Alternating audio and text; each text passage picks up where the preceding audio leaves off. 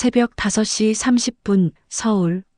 종로구의 한적한 골목에 자리한 유림 제작소의 낡은 간판이 희미한 가로등 불빛 아래 흔들리고 있었다. 이른 아침 특유의 고요함 속에서 장인수는 가게 문을 열며 하루를 시작했다. 70평생을 이 골목에서 양복을 만들어 온 그의 손은 주름투성이었지만 여전히 정교했다. 오늘도 어제와 같은 하루가 될 것이라 생각하며 작업대 위에 놓인 미완성 양복을 바라보던 순간 누군가가 유리문을 두드리는 소리가 들렸다. 인수는 시계를 확인했다. 아직 6시도 되지 않은 시각이었다. 이른 새벽부터 찾아오는 손님은 흔치 않았다. 문 밖을 내다보니 낡은 회색 코트를 입은 중년 남자가 서 있었다. 남루한 차림새와 달리 그의 눈빛은 묘하게 절박했다. 인수가 문을 열자 차가운 새벽 공기와 함께 남자가 조심스럽게 안으로 들어왔다. 이른 시간에 죄송합니다. 양복 수선이 가능할까요? 남자의 목소리는 떨리고 있었다. 그는 품에 안고 있던 낡은 양복 커버를 조심스럽게 내밀었다. 인수가 커버를 벗기자 그 안에서 30년은 좋게 된 듯한 검은색 웨딩 슈트가 모습을 드러냈다. 정교한 손바느질과 독특한 안감 패턴을 본 순간 인수의 손이 멈췄다. 이건 분명 자신이 만든 양복이었다. 30년 전 젊은 신랑을 위해 밤을 새워 완성했던 그 양복. 인수는 천천히 남자의 얼굴을 올려다봤다. 어딘가 낯익은 이목구비, 세월에 지친 얼굴선, 그리고 그 특유의 슬픈 눈빛. 기억의 파편들이 퍼즐처럼 맞춰지기 시작했다. 이재훈? 인수의 목소리가 갈라졌다. 남자는 고개를 끄덕이며 입술을 깨물었다. 네, 장인어른. 저입니다. 그 순간 인수의 얼굴이 굳어졌다. 재훈. 그는 30년 전 자신의 외동딸 유진과 결혼했던 사위였다. 25살에 결혼해 1년 만에 민경이를 낳고 그리고 3년 후 홀연히 사라진 남자. 딸은 그 이후 홀로 아이를 키우다 과로로 세상을 떠났다. 인수는 양복을 탁 소리나게 작업대 위에 내려놓았다. 감히 여기 어떻게 왔어? 인수의 목소리는 차갑게 가라앉았다. 재훈은 고개를 숙인 채 말을 잇지 못했다. 한참의 침묵 끝에 그는 떨리는 목소리로 말했다. 손녀를 민경이를 찾고 싶습니다. 인수는 비웃듯 코웃음을 쳤다. 지금 와서? 30년이 지나 지금 와서? 재훈은 주머니에서 낡은 사진 한 장을 꺼냈다. 돌잔치 날 찍은 민경이의 사진이었다. 사진 속 아기는 한복을 입고 환하게 웃고 있었다. 하루도 잊은 적 없습니다. 제가 그때 말끝을 흐리는 재훈의 눈가에 눈물이 맺혔다. 인수는 그 사진을 보며 과거로 돌아갔다. 딸 유진이 임신했다는 소식을 들었을 때의 기쁨, 손녀가 태어나던 날의 감격, 그리고 사위가 사라진 후 딸이 매일 밤 울던 모습. 딸은 재훈을 원망하지 않았다. 그저 뭔가 사정이 있었을 거예요라며 그를 감쌌다. 하지만 결국 홀로 아이를 키우는 부담과 그리움에 지쳐 40도 되기 전에 세상을 떠났다. 사정? 무슨 사정? 인수가 날카롭게 물었다. 재훈은 천천히 이야기를 시작했다. 결혼 당시 그는 작은 인쇄소에서 일했다. 안정적이지는 않았지만 행복했다. 하지만 민경이가 태어나고 몇 달 후 회사가 부도났다. 그는 새 일자리를 찾아 헤맸지만 경제위기 직후라 일을 구하기 힘들었다. 빚이 쌓였고 대출업자들이 집 앞에서 기다리기 시작했다. 그는 유진과 아이를 지키고 싶었지만 오히려 그들을 위험에 빠뜨리고 있었다. 그래서 도망친 거야? 가족을 버리고? 인수의 목소리는 분노로 떨렸다. 재훈은 고개를 더욱 깊이 숙였다. 제가 사라지면 빚독촉이 멈출 거라 생각했습니다. 그들이 저만 찾으면 가족은 안전할 거라고. 하지만 그건 제 변명이었습니다. 전 그냥 겁이 났어요. 아빠로서, 남편으로서 자격이 없다고 생각했습니다. 인수는 주먹을 쥐었다. 그럴듯한 말이었지만 결국 도망친 것은 사실이었다. 딸은 그 이후 홀로 아이를 키우며 몸과 마음이 모두 쇠약해졌다. 민경이는 할아버지 손에 자랐고 아버지 얼굴조차 제대로 기억하지 못했다. 유진이는 너를 기다렸어. 죽는 순간까지. 인수의 목소리가 갈라졌다. 재우는 바닥에 무릎을 꿇었다. 죄송합니다. 제가 용서받을 자격이 없다는 걸 압니다. 하지만 딸에게, 민경이에게 제 마음만이라도 전하고 싶습니다. 인수는 재훈을 내려다봤다. 이 남자는 늙고 병들어 보였다. 한때는 젊고 패기 있던 청년이었는데 이제는 그저 지친 중년이 되어 있었다. 일어나. 인수가 말했다. 재훈이 천천히 일어서자 인수는 양복을 들어 올렸다. 이걸 왜 가져왔어? 재훈은 양복을 쓰다듬었다. 이 옷을 입고 유진이와 결혼식을 올렸습니다. 제 인생에서 가장 행복했던 날. 그날의 제 모습을, 진심이었던 그 순간을 민경이에게 보여주고 싶었습니다. 하지만 세월이 너무 흘러 이젠 입을 수도 없고 너무 낡았습니다. 인수는 양복을 자세히 살펴봤다. 곳곳이 해지고 단추도 떨어져 나갔지만 기본 골격은 살아있었다. 30년 전 자신이 온 정성을 다해 만든 그 양복. 재훈은 계속 말했다. 장인어른께서 만드신 이 양복처럼 제 마음도 수선할 수 있을까요?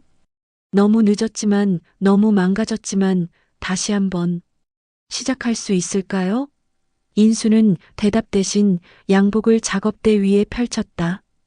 그리고 측정 도구를 집어들었다. 일주일 후에 다시 와. 재훈의 눈이 커졌다.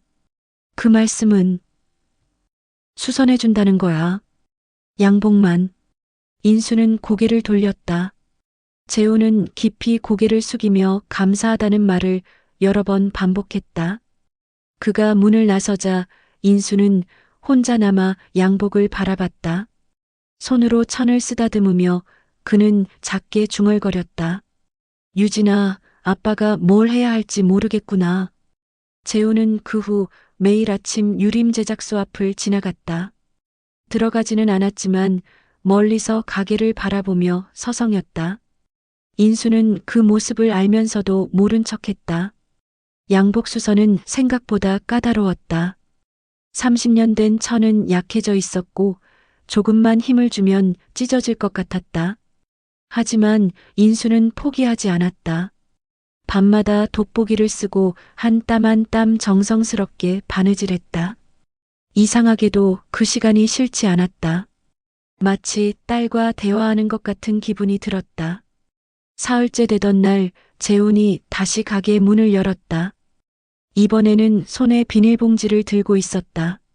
아침 식사라도 함께 하실까 해서. 봉투 안에는 따뜻한 국밥과 김치가 담겨 있었다. 인수는 거절하려다가 재훈의 눈빛을 보고는 말을 삼켰다. 두 사람은 말없이 밥을 먹었다. 어색한 침묵이 흘렀지만 묘하게 편안했다. 재훈이 먼저 입을 열었다. 민경이는 어떻게 지내나요? 인수는 숟가락을 내려놓았다. 내가 알 필요 없어. 알고 싶습니다. 제 딸이니까요. 딸. 인수의 목소리가 차가워졌다. 30년을 버려놓고 이제 와서 딸이라고? 민경이는 내 딸이 아니야. 내 손녀고 내가 키운 아이야.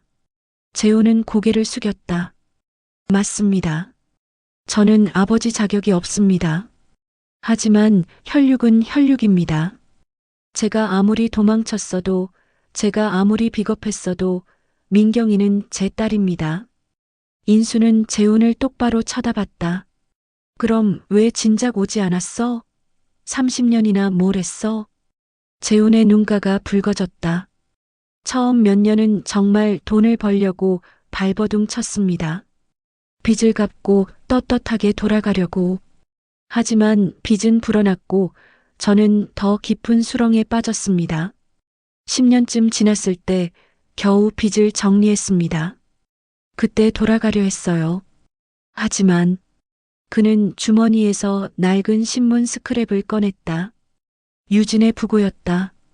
이걸 보고 제가 죽였다고 생각했습니다. 제가 있었다면, 제가 곁에 있었다면 유진이는 죽지 않았을 거라고. 인수는 신문을 보며 눈을 감았다. 딸의 마지막 순간이 떠올랐다. 병원 침대에 누워 아빠, 재훈 오빠는 나쁜 사람 아니에요라고 속삭이던 딸의 목소리. 유진이는 널 원망하지 않았어. 인수가 말했다. 그게 더 괴로웠어요. 재훈이 눈물을 흘렸다. 원망이라도 했으면, 미워해줬으면 제가 덜 괴로웠을 텐데. 유진이는 끝까지 절 감싸줬어요. 그게 저를 더 미치게 만들었습니다. 인수는 한숨을 쉬었다. 이 남자도 나름대로 고통받았구나 싶었지만 여전히 용서는 쉽지 않았다. 그래서 30년 동안 뭐 했어? 재훈은 천천히 이야기했다. 유진이 죽은 후 그는 민경이 곁을 맴돌았다. 물론 모습을 드러내진 않았다. 학교 입학식 날 교문 앞에서, 운동회 날 운동장 담 너머에서, 졸업식 날 강당 뒤편에서 그는 항상 멀리서 민경이를 지켜봤다. 민경이가 초등학교 때 넘어져 무릎을 다쳤을 때는 익명으로 약을 보냈다. 중학교 때 미술대회에서 상을 받았을 때는 객석 맨 뒷줄에서 박수쳤다. 대학 입학할 때는 몰래 장학금을 기부했다. 증거라도 있어? 인수가 의심스럽게 물었다. 재훈은 가방에서 두툼한 앨범을 꺼냈다. 안에는 민경이의 사진들이 가득했다. 입학식, 졸업식, 생일, 일상의 모습들. 모두 멀리서 찍은 흐릿한 사진들이었지만 하나하나에 날짜와 짧은 메모가 적혀 있었다. 민경이 첫 입학? 한 뼘 더 컸다. 오늘 생일. 케이크를 사줄 수 없어 미안해. 대학 합격. 딸이 이렇게 훌륭하게 자라다니. 인수는 앨범을 넘기며 복잡한 감정에 휩싸였다. 이 남자는 정말 도망친 것일까? 아니면 다른 방식으로 곁을 지킨 것일까? 재훈이 말을 이었다. 제가 직접 다가가지 못한 건 겁이 났기 때문입니다. 민경이가 저를 거부할까봐, 장인어른께서 저를 쫓아낼까봐. 하지만 이제는 시간이 없을 것 같아서 왔습니다. 인수가 고개를 들었다. 무슨 소리야? 병원에서 6개월 시한부 선고 받았습니다.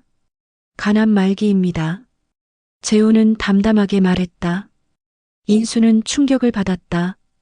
재훈의 핏기 없는 얼굴, 야윈 몸, 떨리는 손. 이제야 보였다. 재훈은 쓸쓸히 웃었다. 아이러니하죠? 평생 도망치다가 이제야 용기를 냈는데 정작 시간이 없네요. 그래도 다행입니다. 마지막으로 이렇게라도 장인어른을 뵐 수 있어서, 민경이 소식이라도 들을 수 있어서. 인수는 아무 말도 할 수 없었다. 재훈은 일어서며 말했다. 양복수선 부탁드립니다. 그 옷을 입고 민경이를 만나고 싶습니다. 거부당하더라도, 욕을 먹더라도 제가 할아버지였다는 것만이라도 전하고 싶습니다. 그가 나간 후 인수는 오랫동안 멍하니 앉아 있었다. 30년의 세월, 잃어버린 시간, 그리고 이제 막 시작된 화해의 가능성. 하지만 그 가능성은 너무 짧은 시한부와 함께 왔다. 인수는 작업대로 돌아가 양복을 다시 들었다. 이제 이 양복은 단순한 옷이 아니었다. 한 남자의 참회이자 한 아버지의 마지막 고백이었다. 그날 밤 인수는 새벽까지 바느질을 했다. 양복 수선을 시작한 지 닷새가 지났다. 인수는 매일 밤 늦게까지 작업했지만 마음 한편은 무거웠다. 재훈의 시한부 선고, 그의 절박한 눈빛, 그리고 30년 동안 숨어서 찍었던 사진들. 모든 것이 인수를 혼란스럽게 만들었다. 그는 여전히 재훈을 용서할 수 없었지만 동시에 그를 완전히 미워할 수도 없었다.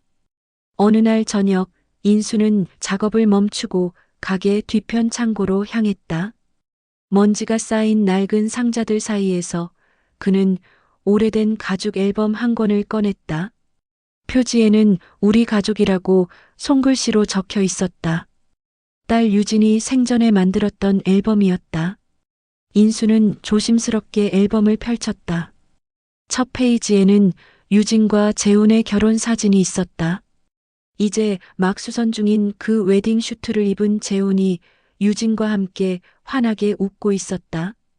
젊고 행복해 보였다. 인수는 그 사진을 오래 바라봤다. 그날을 기억했다. 재훈이 처음 인사를 왔을 때는 마음에 들지 않았다. 너무 가난해 보였고 불안정해 보였다.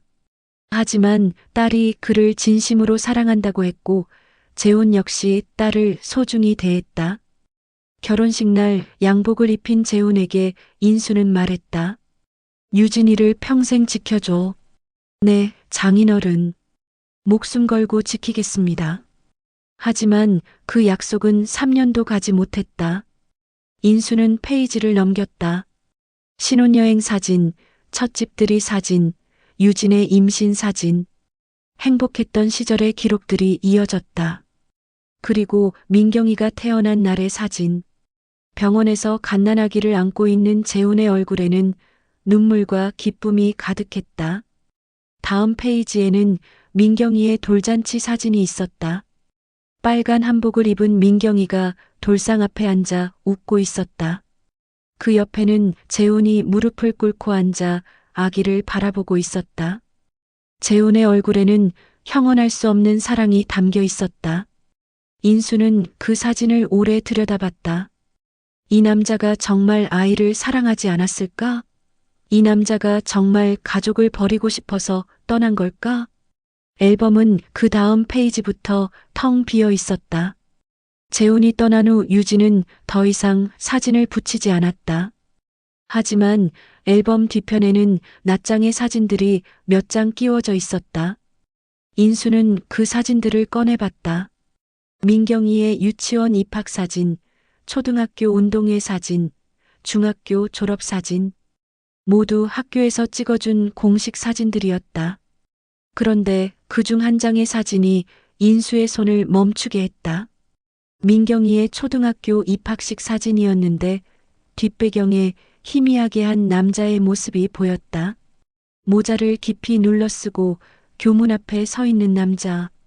인수는 돋보기를 가져와 사진을 자세히 들여다봤다. 그 남자는 재훈이었다. 재훈이 가져온 앨범에서 봤던 바로 그날의 사진. 재훈은 정말 거기 있었던 것이다. 인수는 다른 사진들도 다시 살펴봤다. 운동회 사진의 운동장 담 너머, 졸업식 사진의 강당 출구, 발표회 사진의 객석 맨 뒷줄. 자세히 보니 흐릿하게나마 재훈으로 보이는 인물이 계속 등장했다. 그는 정말 30년 내내 민경이 곁을 맴돌았던 것이다. 인수는 가슴이 먹먹해졌다. 이 남자는 도망친 게 아니라 숨어 있었던 건가? 완전히 떠난 게 아니라 그저 멀리서 지켰던 건가? 하지만 그렇다고 해도 용서할 수 있을까? 인수는 앨범을 덮고 한숨을 쉬었다. 바로 그때 가게 문이 열리는 소리가 들렸다. 할아버지, 계세요? 민경이의 목소리였다. 인수는 깜짝 놀라 앨범을 서둘러 상자에 넣으려 했지만 민경이가 이미 창고 안으로 들어왔다. 할아버지, 뭐 하세요? 어두운데. 민경이는 인수의 손에 든 앨범을 발견했다. 그거 엄마 앨범이네요. 오랜만에 보시는 거예요? 인수는 당황하며 앨범을 품에 안았다. 아, 그냥 옛날 생각이 나서. 저도 볼게요. 엄마 사진 보고 싶어요. 민경이가 손을 내밀었다. 인수는 거절할 수 없어 앨범을 건넸다. 민경이는 앨범을 펼치며 환하게 웃었다. 엄마 정말 예뻤어요. 이 결혼 사진 보세요. 그녀는 재훈이 함께 찍힌 사진들을 아무렇지 않게 넘겼다. 어릴 적 기억이 없어서인지 재훈을 그저 엄마의 옛 남편 정도로만 여기는 듯했다. 저 진짜 귀여웠네요. 이 돌잔치 사진. 민경이가 웃으며 사진을 가리켰다.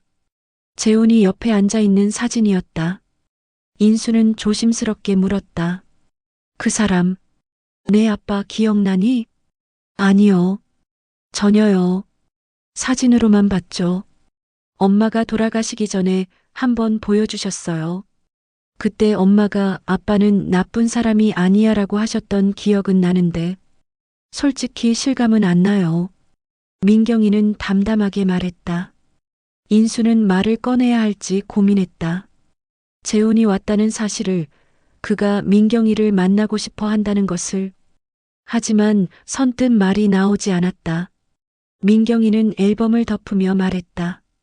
할아버지, 요즘 왜 이렇게 피곤해 보이세요? 밤늦게까지 일하시는 거 아니죠? 아니다. 괜찮아. 인수는 태인 있게 송연한 척했다. 민경이는 의심스러운 눈으로 할아버지를 바라봤다.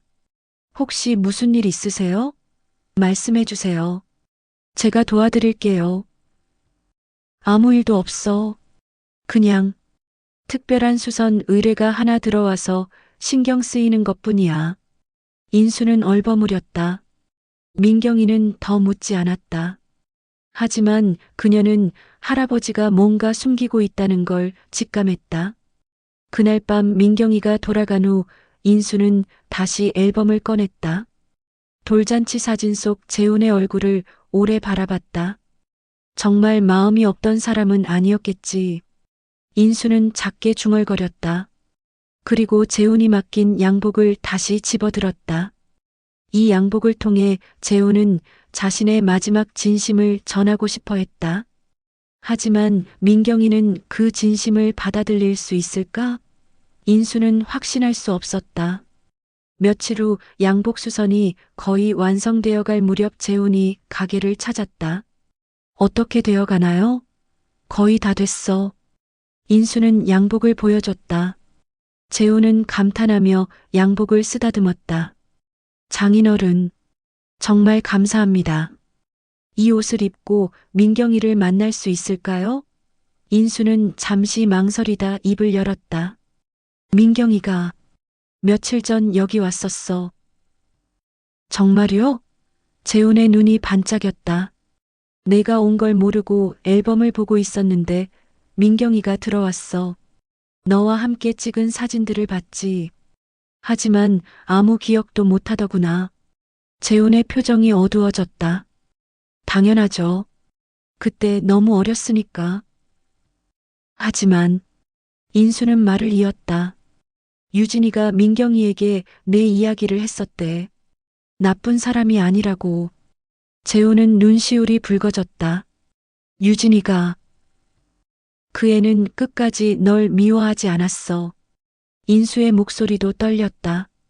그러니까 너도 최소한 그 마음만은 저버리지 마. 이틀 후 토요일 오후 민경이는 우연히 유림 제작소 근처 카페에서 친구를 만났다. 커피를 마시며 담소를 나누던 중 친구가 물었다. 너희 할아버지 양복점 요즘 장사 잘 되나 봐? 요즘 매일 불 켜져 있던데. 민경이는 고개를 갸우뚱했다. 할아버지 요즘 밤늦게까지 일하세요. 무슨 특별한 주문이 들어왔나 봐요. 그래. 근데 며칠 전 이른 아침에 중년 남자가 가게 앞에서 한참 서 있더라. 손님인가? 민경이는 별 생각 없이 고개를 끄덕였다. 하지만 뭔가 찝찝한 기분이 들었다. 할아버지의 피곤한 얼굴, 감춰진 앨범, 그리고 이상한 분위기. 그녀는 친구와 헤어진 후 곧장 양복점으로 향했다. 가게에 들어서자 인수는 작업대 앞에서 뭔가를 정리하고 있었다. 민경이가 들어오는 소리에 놀란 듯 급히 서랍을 닫았다. 민경아, 왜 또 왔어? 할아버지, 솔직하게 말씀해 주세요. 무슨 일 있죠? 민경이는 단도직입적으로 물었다. 인수는 시선을 피했다. 무슨 소리야? 아무 일도. 거짓말하지 마세요. 할아버지 요즘 이상해요. 밤늦게까지 일하시고 뭔가 계속 숨기시고 도대체 무슨 일이에요? 민경이의 목소리에 다급함이 묻어났다. 인수는 한참을 망설이다 결국 입을 열었다. 사실은 누가 찾아왔었어. 민경이는 가슴이 철렁했다. 누가요? 네, 내 아버지. 그 순간 민경이의 표정이 굳어졌다. 뭐라고요? 인수는 천천히 재훈이 찾아온 일, 양복수선을 부탁한 일, 그리고 그가 민경이를 만나고 싶어 한다는 것을 설명했다. 민경이는 점점 얼굴이 창백해졌다. 할아버지가 그 사람 양복을 고쳐주고 계신 거예요? 민경아, 사정이. 무슨 사정이요? 민경이의 목소리가 높아졌다. 30년 동안 나 몰라라 하던 사람이 지금 와서 무슨 사정이 있어요? 그 사람이 아프다고 했어. 시한부래. 민경이는 비웃듯 웃었다. 시한부? 그래서 동정표를 얻으려고 온 거네요. 할아버지, 속지 마세요. 그 사람은 그냥 비겁한 사람이에요. 인수는 민경이의 손을 잡으려 했지만 그녀는 뿌리쳤다. 엄마가 얼마나 힘들게 날 키웠는지 아세요? 밤늦게까지 일하고 아프면서도 병원도 안 가고 다른 엄마들처럼 예쁜 옷 하나 못 사 입고 그렇게 고생하다 40도 안 돼서 돌아가셨어요. 다 그 사람 때문이에요. 민경이의 눈에서 눈물이 흘러내렸다. 민경아. 인수가 안타까운 목소리로 불렀다. 할아버지도 엄마가 얼마나 외로웠는지 아시잖아요. 밤마다 울던 거, 혼자서 끙끙 앓던 거. 나 어렸을 때 엄마가 자다가 재훈아라고 부르면서 우는 거 봤어요. 그런 엄마를 만든 게 바로 그 사람이에요. 민경이는 주먹을 쥐었다. 인수는 깊게 한숨을 쉬었다. 그래, 내 말이 맞아. 그 사람이 내 엄마를 힘들게 한 건 사실이야. 하지만 인수는 서랍을 열고 재훈의 앨범을 꺼냈다. 이것 좀 봐. 민경이는 앨범을 받아들었다. 페이지를 넘기며 그녀는 점점 눈이 커졌다. 자신의 입학식, 졸업식, 운동회, 발표회 사진들. 모두 멀리서 찍힌 흐릿한 사진들이지만 하나하나에 정성스러운 메모가 적혀 있었다. 이게 뭐예요? 민경이의 목소리가 떨렸다.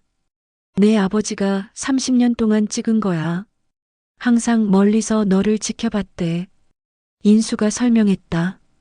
민경이는 앨범을 덮으며 고개를 저었다. 이게 뭐가 대수예요?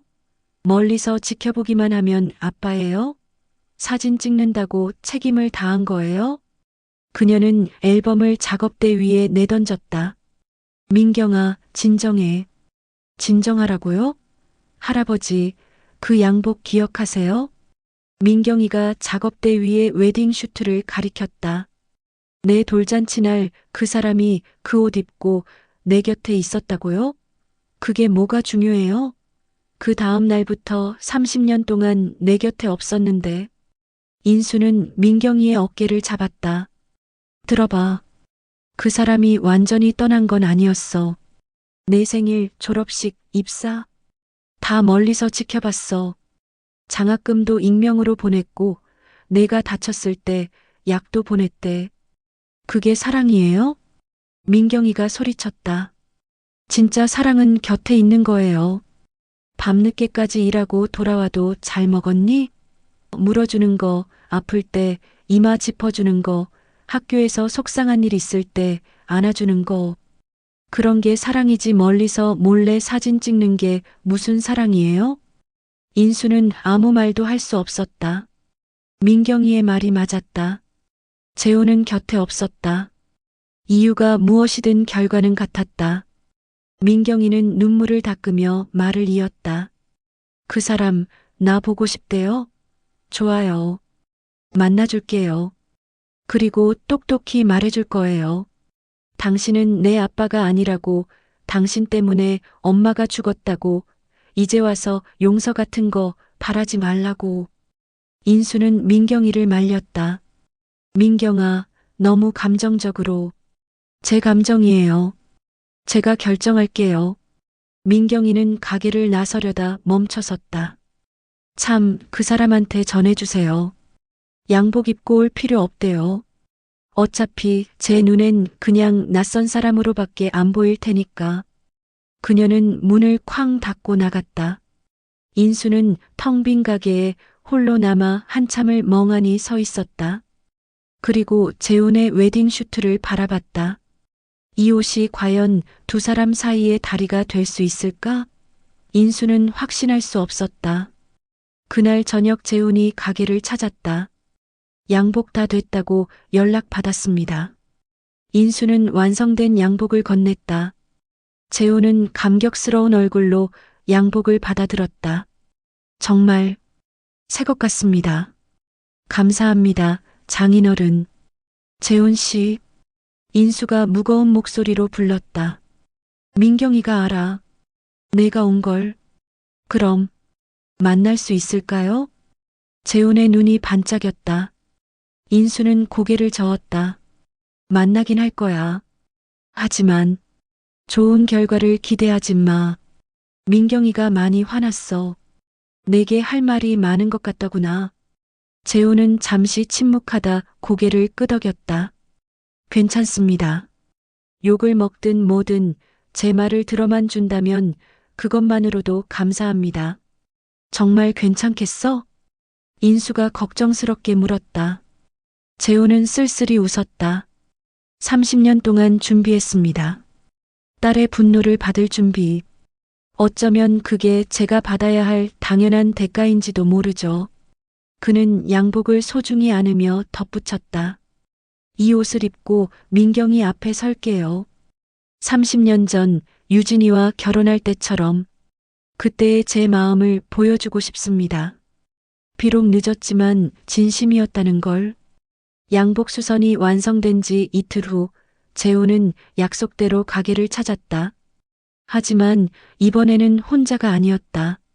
그는 낡은 가죽 가방 하나를 들고 있었다.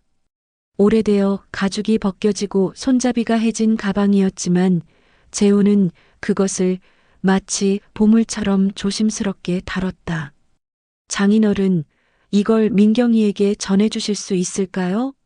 재훈이 가방을 작업대 위에 올려놓았다. 인수는 의아한 표정으로 가방을 바라봤다. 이게 뭔데? 제 마음입니다. 재훈이 가방을 열었다. 안에는 수십 통의 편지 봉투들이 가지런히 정리되어 있었다. 각 봉투마다 날짜가 적혀 있었고 색깔별로 분류되어 있었다. 이게 다 뭐야? 인수가 물었다. 재훈은 떨리는 손으로 편지들을 하나씩 꺼내 보였다. 민경이에게 쓴 편지들입니다. 30년 동안 한 번도 보내지 못한 편지들이에요. 첫 번째 편지 봉투에는 민경이 첫돌이라고 적혀 있었다. 재훈은 조심스럽게 그 편지를 꺼내 인수에게 보여주었다. 읽어보셔도 됩니다. 인수는 망설이다 편지를 펼쳤다. 민경아, 오늘 내 돌잔치 날이구나. 아빠는 멀리서만 봤어. 내가 돌잡이에서 마이크를 잡았을 때 아빠는 너무 기뻐서 울었단다. 너는 가수가 되고 싶은가 보구나.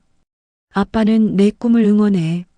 비록 곁에 있지 못하지만 아빠는 항상 널 사랑한단다.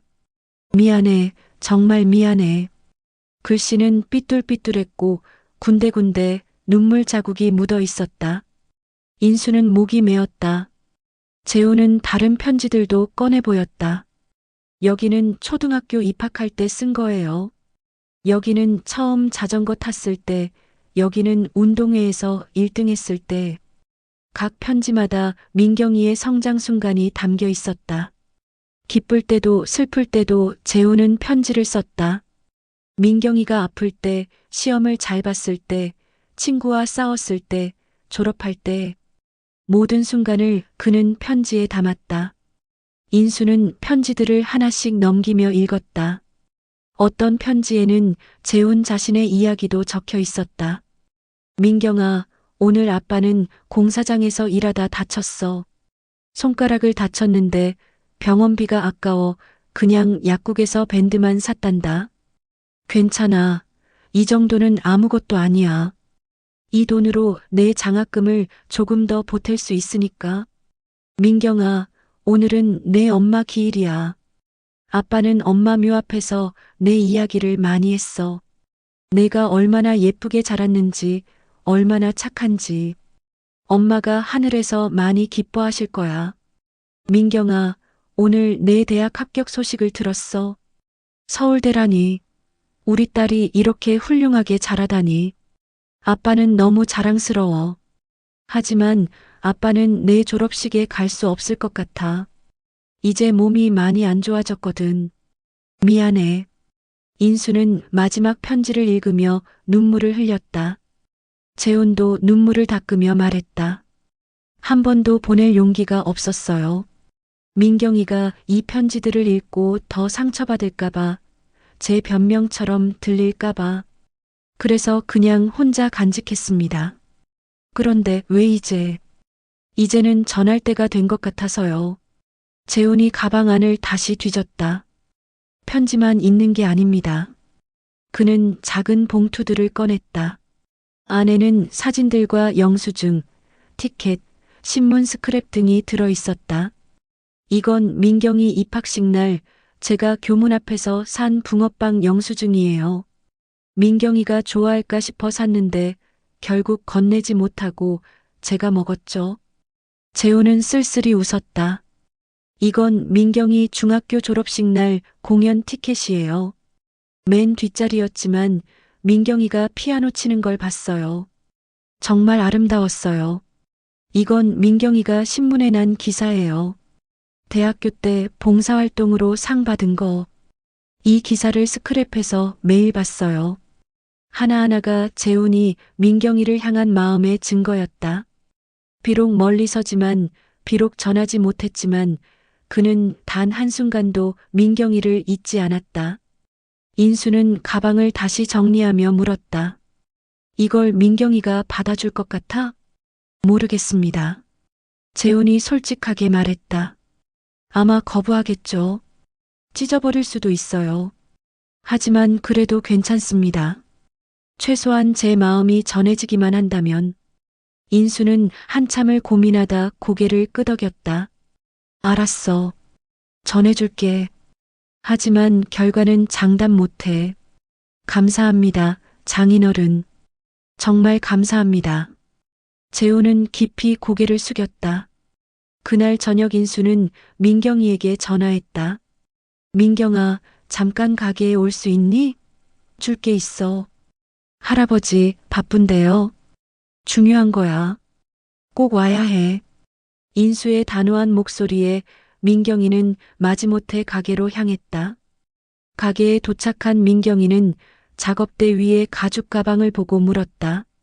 이게 뭐예요? 내 아버지가 맡기고 간 거야. 너한테 주라고. 민경이는 얼굴을 찡그렸다. 필요 없어요. 가져가세요. 열어놔봐. 싫어요. 민경아. 인수가 단호하게 말했다. 평생 후회하기 싫으면 열어봐. 내 아버지가 무슨 마음으로 이걸 준비했는지 알아야 해. 민경이는 마지못해 가방을 열었다. 그리고 안에 가득한 편지들을 보고 당황했다. 이게 다 뭐예요? 내 아버지가 30년 동안 너한테 쓴 편지들이야. 인수가 설명했다. 민경이는 첫 번째 편지를 꺼내 읽었다. 그리고 두 번째, 세 번째. 처음엔 무표정하던 그녀의 얼굴이 점점 변하기 시작했다. 10번째 편지를 읽을 때 그녀의 손이 떨렸다. 20번째 편지를 읽을 때 눈물이 흘렀다. 이건 다. 민경이는 말을 잇지 못했다. 다 진심이야. 인수가 말했다. 내 아버지는 비겁했고 잘못했어. 하지만 너를 사랑하지 않은 건 아니었어. 민경이는 편지를 다시 가방에 넣으며 고개를 저었다. 아니에요. 이건 그냥 자기 위안이에요. 자기가 덜 괴롭기 위해 쓴 거예요. 그럴 수도 있지. 하지만 30년 동안 매 순간을 기록하는 게 자기 위안일까? 인수가 물었다. 민경이는 대답하지 못했다. 그녀는 가방을 들고 집으로 돌아갔다. 그날 밤 민경이는 잠을 이루지 못했다. 가방을 열고 편지를 한 통 한 통 읽었다. 새벽이 될 때까지 그녀는 울며 편지를 읽었다. 편지 속에는 아버지의 사랑, 후회, 그리움, 그리고 끝없는 미안함이 담겨 있었다. 그는 비겁했지만 동시에 그 누구보다 그녀를 사랑했다. 멀리서지만 한순간도 놓치지 않으려 애썼다. 그의 사랑은 왜곡되고 불완전했지만 거짓은 아니었다.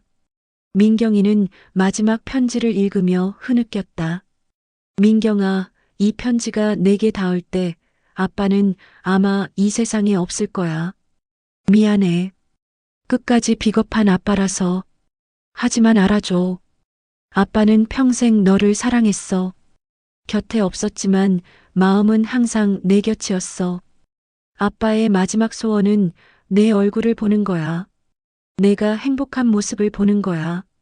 사랑한다, 민경아. 아빠의 딸로 태어나줘서 고마워. 편지를 다 읽은 다음 날 아침, 민경이는 부은 눈으로 거울을 보며 한숨을 쉬었다. 밤새 울며 읽은 편지들은 여전히 침대맡에 놓여 있었다. 그녀는 편지들을 다시 가방에 넣으며 복잡한 감정과 싸웠다. 화는 여전했지만 이제 그 화 안에 다른 감정들도 섞여 있었다. 슬픔, 안타까움, 그리고 이해하고 싶은 마음. 민경이는 휴대폰을 들어 인수에게 전화했다. 할아버지, 그 사람 언제 만날 수 있어요? 정말 만나겠다는 거니? 인수가 놀라며 물었다. 네, 만나야 할 것 같아요. 민경이의 목소리는 차분했지만 떨리고 있었다. 인수는 재훈에게 연락했다. 재훈은 믿을 수 없다는 듯 목소리를 떨었다. 정말 민경이가 만나준다고요? 오늘 오후 3시 양복점으로 와. 민경이가 기다릴 거야. 감사합니다. 정말 감사합니다. 재훈은 전화를 끊고 수선된 웨딩 슈트를 꺼냈다. 떨리는 손으로 샤워를 하고 면도를 했다. 거울 속 자신은 여인 얼굴에 핏기 없는 모습이었지만 그는 최선을 다해 정돈했다. 그리고 조심스럽게 웨딩 슈트를 입었다. 30년 전보다 훨씬 마른 몸에 양복은 조금 헐렁했지만 여전히 품이 있어 보였다. 오후 2시 재훈은 양복점 근처까지 왔지만 선뜻 들어가지 못했다. 가게 앞을 서성이며 심호흡을 반복했다.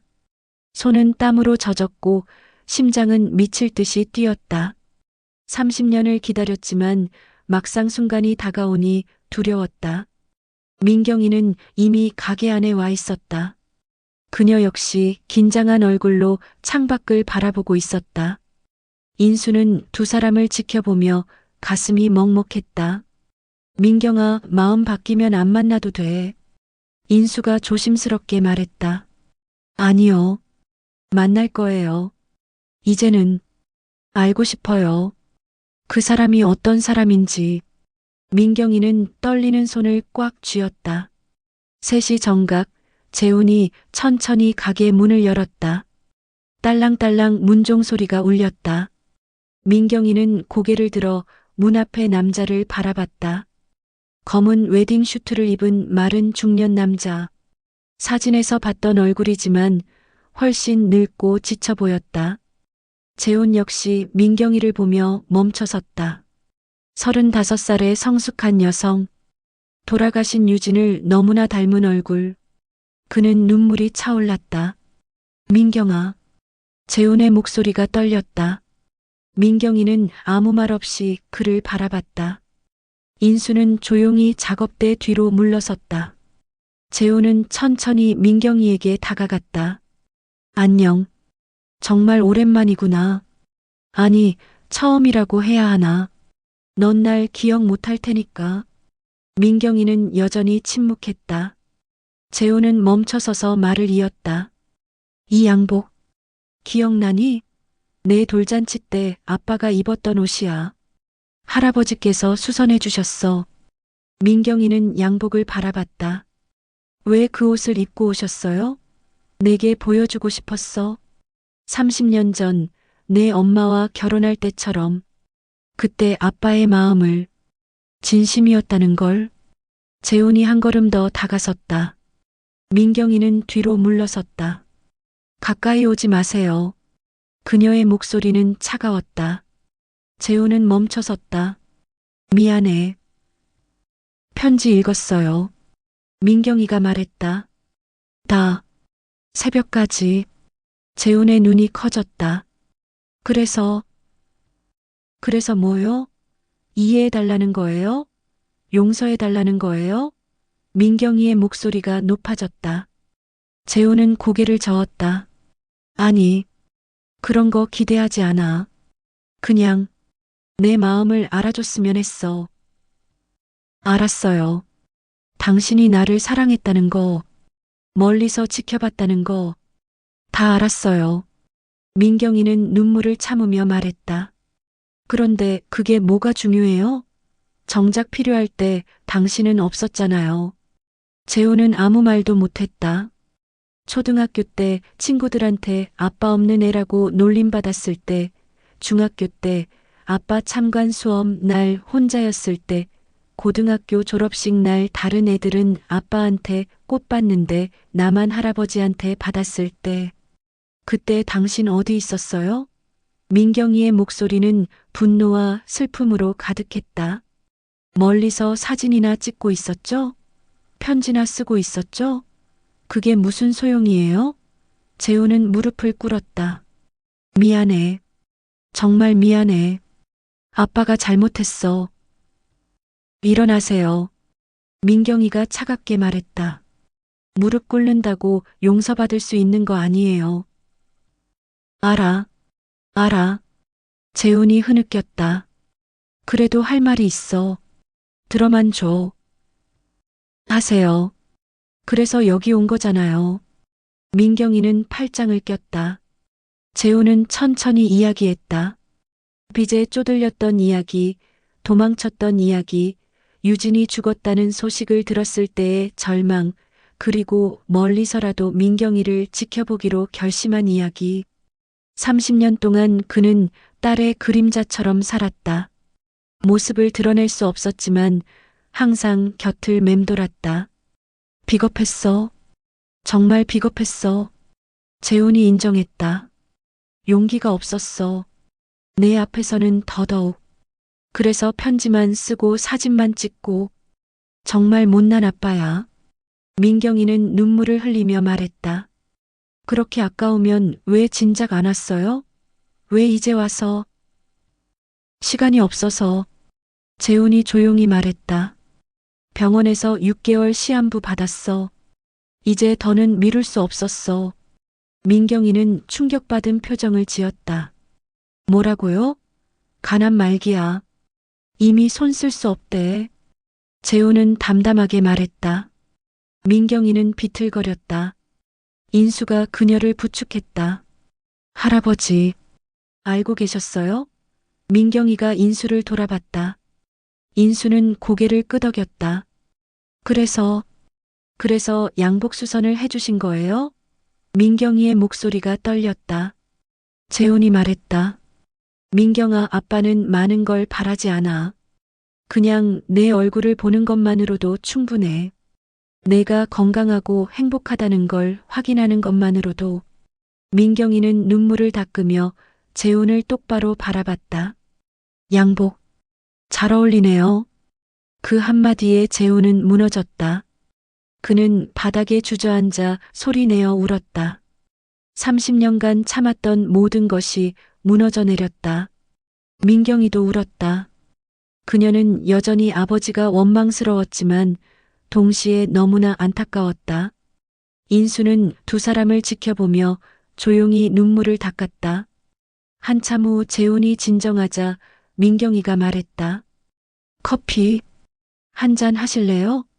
재훈은 믿을 수 없다는 표정으로 고개를 들었다. 정말? 네. 민경이는 작게 미소 지었다. 너무 늦었지만 그래도 가짜는 아니었던 것 같으니까. 재훈은 일어서서 민경이를 따라 나섰다. 가게 앞 작은 카페로 향하는 두 사람의 뒷모습을 인수는 오래 바라봤다. 그날의 햇살은 유난히 따뜻했다. 카페에 앉아 마주본 두 사람은 어색하게 침묵했다. 하지만 그 침묵은 적대적이지 않았다. 재훈이 먼저 입을 열었다. 내가 좋아하는 거 여전히 카페라테니? 어떻게 아세요? 민경이가 놀라며 물었다. 15살 때 처음 카페에서 아르바이트 하던 날 봤어. 그때 내가 카페라테 만들면서 환하게 웃더라. 재훈이 쓸쓸히 웃었다. 민경이는 묘한 기분이 들었다. 이 남자는 정말 모든 순간을 지켜봤던 것이다. 저 많이 닮았나요? 엄마랑.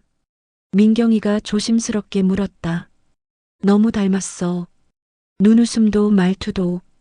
유진이가 살아있는 것 같아. 재훈의 눈에 다시 눈물이 맺혔다. 엄마 이야기 해주실 수 있어요?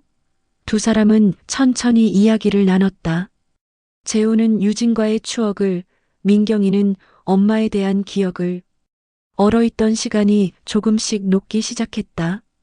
그날 오후 그들 마음 한켠에 분노와 원망이 스르르 녹아내렸다. 완전한 용서는 아니었지만 시작은 되었다. 그날 이후 민경이는 매주 토요일 오전 유림 제작소를 찾았다.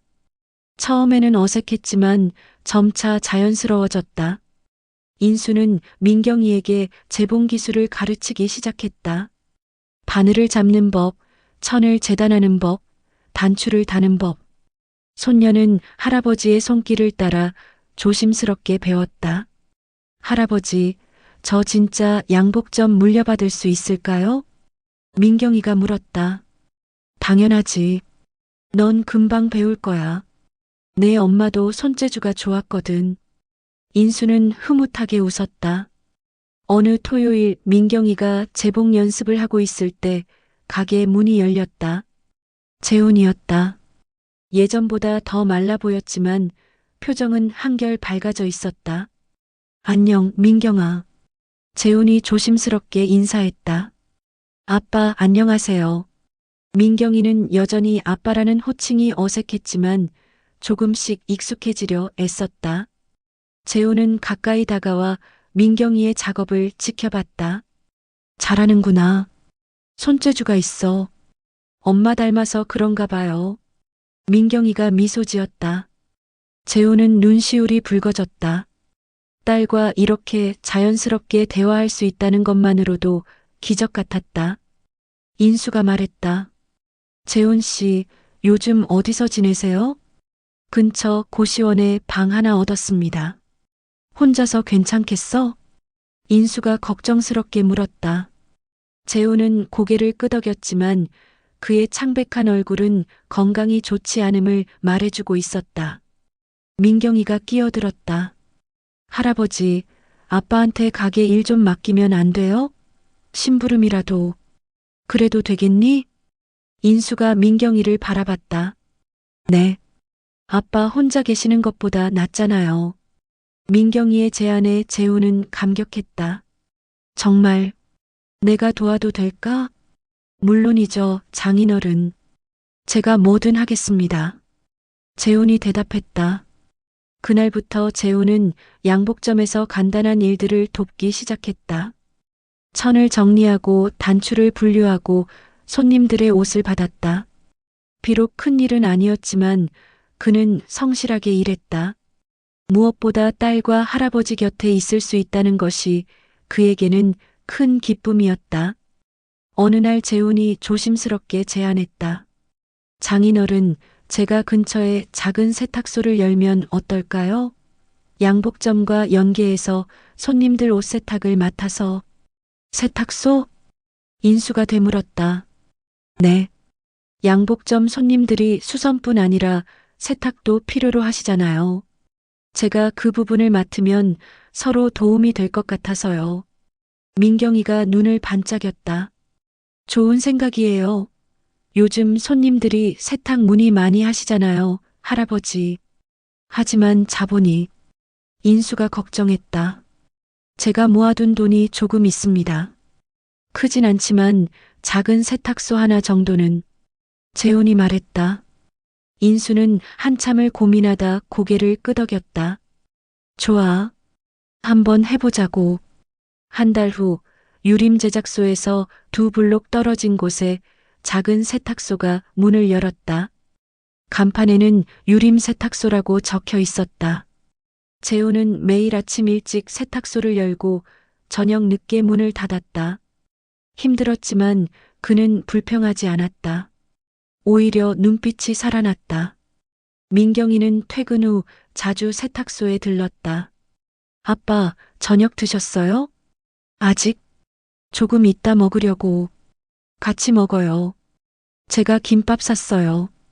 두 사람은 세탁소 한 구석에 앉아 김밥을 나눠 먹었다. 어색했던 대화는 이제 자연스러워졌다. 재훈은 민경이의 회사 이야기를 들으며 고개를 끄덕였고 민경이는 아버지의 조언에 귀 기울였다. 민경아, 아빠가 물어봐도 될까? 뭐든지요. 아빠를 정말 용서한 거니? 재훈이 조심스럽게 물었다. 민경이는 잠시 생각하다 대답했다. 완전히 용서했다고는 말 못하겠어요. 아직도 가끔 화나고 원망스러워요. 하지만 그녀는 아버지를 바라봤다. 아빠도 나름대로 힘들었다는 거, 사랑했다는 거 알아요. 그리고 이제는 남은 시간을 함께 보내고 싶어요. 재훈은 눈물을 글썽이며 민경이의 손을 잡았다. 고마워. 정말 고마워. 계절이 바뀌고 가을이 왔다. 재훈의 건강은 점점 악화되었다. 하지만 그는 끝까지 일을 멈추지 않았다. 어느 날 민경이가 양복점에서 새로운 간판을 들고 왔다. 할아버지, 아빠, 이거 어때요? 간판에는 이렇게 적혀 있었다. 유림 제작소 마이너스 꽃을 짓는 마음으로 다시 가족을 만듭니다. 인수는 간판을 보며 미소 지었다. 좋구나. 정말 좋아. 이거 양복점 앞에 걸면 어때요? 우리의 새 시작을 알리는 거예요. 민경이가 제안했다. 재훈이 말했다. 민경아, 이 문구는 내가 생각한 거니? 네. 우리가 꽃처럼 조금씩 피어나고 있잖아요. 상처에서 시작했지만 이제는 아름다운 걸 만들고 있어요. 재훈은 딸을 껴안았다. 민경이는 처음엔 놀랐지만 곧 아버지를 안아주었다. 인수는 그 광경을 보며 조용히 눈물을 닦았다. 다음 날 새 간판이 양복점 앞에 걸렸다. 지나가던 동네 사람들이 관심 있게 바라봤다. 소문은 빠르게 퍼졌다. 30년 만에 돌아온 아버지, 용서한 딸, 그리고 다시 만들어가는 가족의 이야기.